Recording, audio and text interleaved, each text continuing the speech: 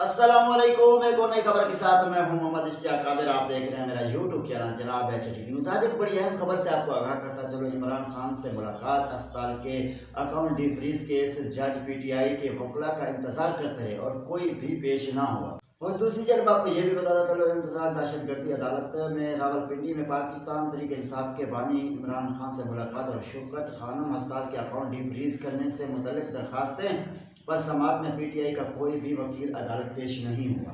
आपको ये भी बताता चलो, इंसदाद दहशतगर्दी अदालत रावलपिंडी में बानी PTI से मुलाकात और शौकत खानम अस्पताल के अकाउंट डिफ्रीज करने के मुतालिक 2 दरखास्तें पर समात हुई। ये भी बताता चलो, अलीमा खान और सलमान अकरम राजा ने जल्द समात के लिए 2 दरखास्तें गुज़श्ता रोज दायर की थी। अदालत ने आज के लिए फ़रकीन को नोटिफिकेशन जारी किए थे, ताहम ना PTI का कोई भी वकील अदालत पेश नहीं हुआ।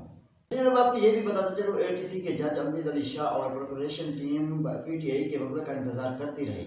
जहीर शाह का कहना था कि बानी PTI का कोई भी वकील अदालत पेश नहीं हुआ।